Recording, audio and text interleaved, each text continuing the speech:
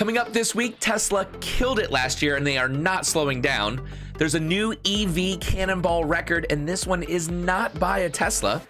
The Aspark Owl is finally on sale, and more.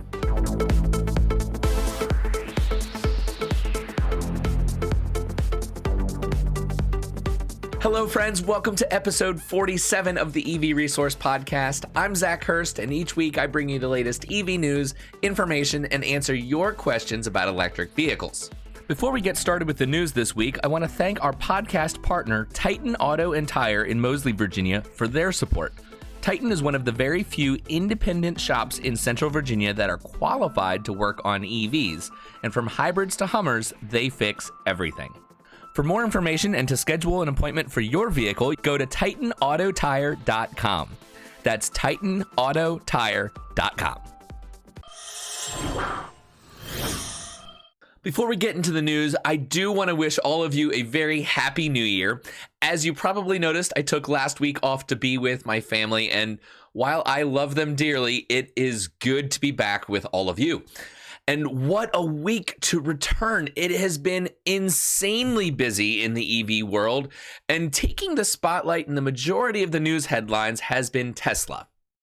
For last year, Tesla set a goal for themselves to produce and deliver 500,000 vehicles. And just after New Year's Day, they reported that they did indeed produce more than 500,000 vehicles in 2020, which that is a milestone that seemed absolutely unreachable considering everything that occurred last year. In a news release posted on their website, Tesla said that for Q4, they had delivered 180,570 vehicles, bringing its total deliveries for 2020 to 499,550, a brand new milestone for the company. And if you ask me, close enough to that 500,000 mark. So congratulations to Tesla. You guys did it. And something that's kind of worth pointing out is that Elon Musk 6 years ago, back in 2014, predicted this monumental feat. You've got some analysts, for example, the Deutsche Bank analyst, and he really, a lot of these guys are very bullish on it, and they predict that you would get about, I guess, 100,000 in sales by 2017. What can we eventually expect when it comes to ramping up with the Gigafactory in place, the number of Teslas that you push off the assembly line? Well, I feel comfortable that we'll be able to achieve at least 500,000 cars a year by 2020. Maybe we can do a bit sooner than that, but I think that's what I feel comfortable predicting. Now, I'm no Tesla critic, but even I had some reservations about whether they would actually be able to hit that by the end of last year. And as usual, don't bet against Elon. The 2020 sales totals represent a 36% increase from 2019, and Tesla's production number of 509,737 cars in 2020 was up 40% from 2019. And this is just the latest success for a company that has absolutely been killing it despite the pandemic that we had. And with the barrage of Tesla headlines this week, it doesn't look like they have any plans of slowing down. An article from TechCrunch this week reports that Tesla will be launching sales operations in India early this year. Tesla has for years expressed interest in expanding to India, and in a 2018 tweet, Elon shared that some government regulations in India had emerged as a roadblock. Well, now it seems that those roadblocks are coming down. New Delhi, which has claimed to abolish more than 1,000 archaic laws in recent years, has previously acknowledged the pain points expressed by Elon and is looking to make some big changes. In the past 3 years, India has proposed billions of dollars in incentives to car companies to switch to electric alternatives and accelerate innovation and manufacturing of batteries in a bid to reduce its spending on oil and curb air pollution. Tesla's operations will begin with sales in early 2021 and then maybe look at assembling and manufacturing vehicles in the country, according to India's Transport Minister, Nitin Gadkari. So how early? Well, definitely not next month, as Elon tweeted over the weekend. But it would not be surprising if we see Teslas in India starting in the first half of the year. One bit of Tesla news that impacts us right now is related to the Model Y. Tesla has now launched the long-awaited standard range option for the Model Y, lowering the entry price by $8,000 to just $41,990. They also launched the long-awaited third row 7-seat option as well for those who want to pay an additional $3,000, and more on that in a bit. The standard range Model Y has been something that Elon Musk said himself would not happen. So it would seem either he changed his mind since then, or somebody at Tesla changed it for him. Personally, I think this is the best move Tesla could have made at this time. First, I think there's going to be a huge demand for this car. Sure, for that $8,000 in savings, you lose the front motor and 80 miles of range, but I think most people will be more than willing to take that trade, and this puts it more directly in line with competing with the lower trim options for the Mustang Mach-E, as well as the Volkswagen ID.4. Secondly, if we consider that Tesla is currently held back by their supply of batteries, they are battery constrained, it makes a lot of sense to build more vehicles with a smaller battery than it does to build less and then sell less with bigger battery packs. And lastly on this is the Model Y that I have been waiting for my family. It's the perfect size for the two of us and 3 kids, and we don't have a lot of money, so I've been waiting for the price to drop. And at this new lower price, the overall monthly expenses are comparable to my wife's 10-year-old Volkswagen GTI that takes premium gas and steadily sips on my wallet for maintenance and repairs. And that's a point I want to really drive home, because I know my family isn't alone in this. The thought of spending $42,000 on a car is terrifying to me. But when you look at maintenance, repairs, gas, even the insurance, I had my insurance agent run a comparison, taking the GTI off and adding a Model Y, and they don't have the standard range Y yet in their system, so they had to run with the long range, and it was only about $200 more every 6 months for the long range Model Y. So I would expect that the standard range Model Y is going to be very comparable when it comes to insurance. And as far as the 244-mile range goes, well, that's well more than we'd ever need. And I think that's well more than most people would ever need, considering that I just took a 550-mile road trip in my Spark EV. Having 4 to 5 times the range with a Model Y certainly wouldn't hurt. But let's get back to this third row seat. Teslarati shares that the first photos of the Tesla Model Y's third row seats for its 7-seat configuration have been leaked online, and based on the images, which feature a Model Y with a white interior, Tesla has come up with a way to ensure that the all-electric crossover retains a good amount of its cargo carrying capacity, even when it's transporting 7 passengers. The images were sent to Rob Maurer of the Tesla Daily podcast, who shared and discussed the images in a recent episode. Only a few of the pictures were leaked of the new configuration, though they did show how the second row seats will move forward to accommodate passengers in the third row getting in and out of the vehicle. Now, at this time, the Model Y's 7-seat interior is only available for the standard range rear-wheel drive and dual-motor all-wheel drive versions of the vehicle, and this is rather unsurprising, as the added weight of the third-row seats would likely affect the Performance Model Y's weight, and therefore its handling and acceleration numbers. Now, one thing that is important to note is that if you are a regularly sized adult and still have your legs, you may want to avoid the third row, as it's really only big enough for pets and small children. I myself, even though would love to have the added passenger space, it's a $3,000 option, and I would not get it for $3,000. If it was a $1,000 option, I probably would. Just because at that point it makes a lot more sense. But for $3,000, how often would you use that? I mean, you would have to have a much bigger family than I do. I mean, you probably like 4 kids and only while they're still small, or if they have a lot of friends. I mean, I don't know. There's definitely reasons for it. And I'm sure there will be a lot of people that opt for that third row. But it is very small. So it's not somewhere where adults will be sitting.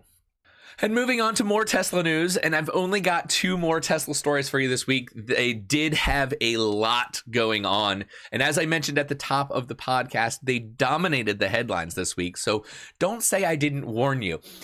Tesla's recently announced $25,000 electric car could be coming sooner than we thought, according to newly unveiled documents about Gigafactory Shanghai.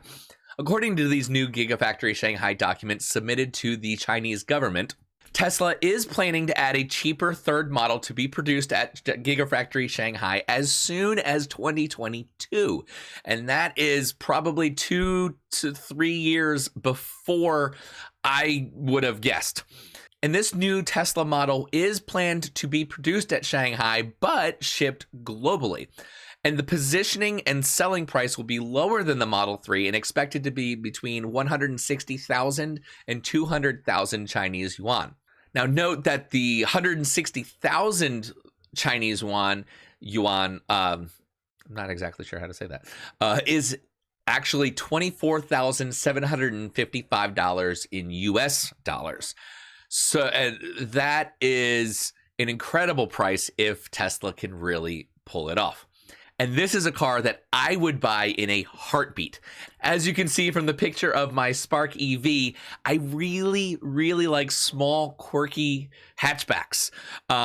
What I would love to see of this $25,000 car, which some are calling the Tesla Model 2, Tesla has said they don't actually have a name for it yet.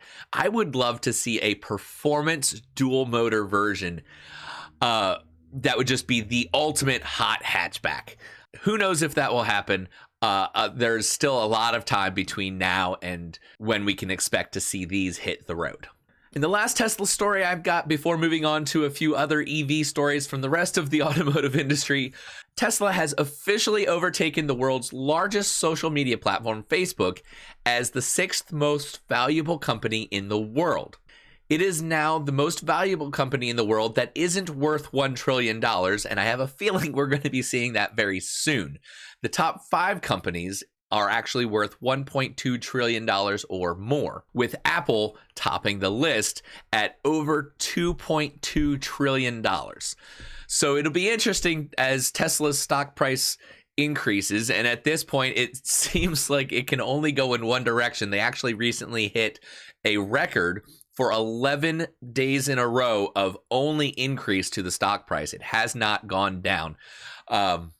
It will, of course, stock prices go up and they do go down, but Tesla has been on an absolute tear, increasing more than 700% last year and already starting this year with massive gains. Okay, and on to what I think is one of the most exciting stories that I've talked to you about on this podcast. Kyle Connor from the Out of Spec Motoring YouTube channel, and definitely check out his videos. They're very, very captivating and entertaining. Kyle and 2 friends have smashed the EV Cannonball run record in a Porsche Taycan. That's right, for the first time ever, a non-Tesla has taken the lead in this unofficial battle between the Tesla supercharger network and the CCS infrastructure. The previous record was held by Kyle and Matthew Davis, set in a Tesla Model 3 long-range rear-wheel drive in the summer of 2019 with a time of 45 hours and 16 minutes. This record run was driven, as I mentioned, in a Porsche Taycan 4S, exclusively charging on the Electrify America DC fast charging network, and sets a new EV Cannonball run record of 44 hours and 25 minutes. And according to Kyle, that time could have been better, but they ran into a few snags and delays along the way. And actually, there was a little bit of a learning curve regarding the battery temperature and when to charge with the Taycan. And Kyle says that the goal of this record run was to showcase the effectiveness of the CCS charging network and prove once and for all that a transcontinental run was possible in something other than a Tesla vehicle. After all, if they had gone out and set a new record by in another Tesla, it wouldn't have been big news at all. And what I think is exceptionally impressive is that the team was able to achieve this record time in the cold of winter. The last record was in summer. And that's very bold of them to make this effort when the physics of cold air was working against them regarding the efficiency of the Taycan. Congratulations to Kyle, Drew, and Tijman for this incredible record. Well done, guys, and I am excited to see more and more runs done in other EVs as more and more come along. And something actually that Kyle said this past Friday on the Inside EVs podcast was that he's looking forward to the Lucid Air being one of the contenders for a record holder for the Cannonball Run for EVs. And I would agree with him in that case. I think there's a lot of potential in some of the upcoming models that we look to see later this year. Ultimately, however, unless something drastic changes, I think the record will be beaten and then held for quite a while, likely in the Tesla Roadster, if it does truly have that 600-mile range that they are promising. So exciting space, anything to do with setting new times and records and performance for EVs, I'm in. I want to know all about it. So congratulations once again to the team and to Porsche and to Electrify America for, of course, playing the part that they did. GM is in the news again. On Friday, GM unveiled its new EV marketing campaign called Everybody In. The Detroit-based manufacturer is looking to transition their buyers to one of 30 new upcoming electric models that they say will be built in the next 4 years, and they are certainly making a massive shift in their marketing and branding efforts. Designed to accelerate the adoption of electric cars, trucks, SUVs, basically vehicles across all lines, this campaign is intended to feel accessible and inclusive. It's also part of an ongoing effort to evolve the century-old company's brand identity as they strive to deliver cleaner and safer transportation for all motorists. GM is also introducing a new logo to go along with this marketing push, one with fresh colors, a fresh lowercase font, and subtle electrical plug hidden in the white space of the M. Interesting idea they got there, one that I've had in the EV Resource logo for over a year. They say that the Everybody In commercials and advertisements are intended to set a new, hopeful tone and highlight a few important themes.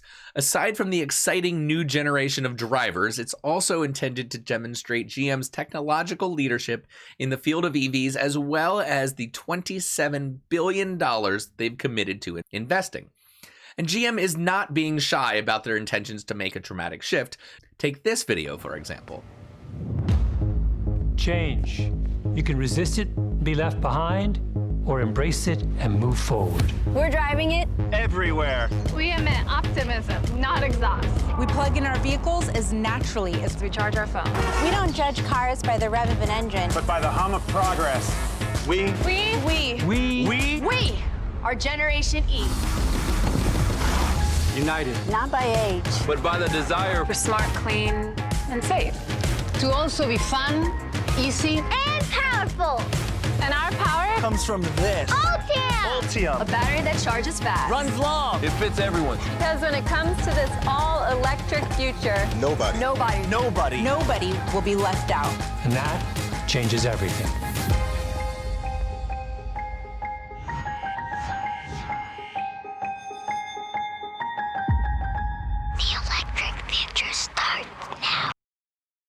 Now, I have had mixed feelings about GM in the past year. If they follow through and actually do what they say they're going to do, then I will happily give them all the credit they deserve.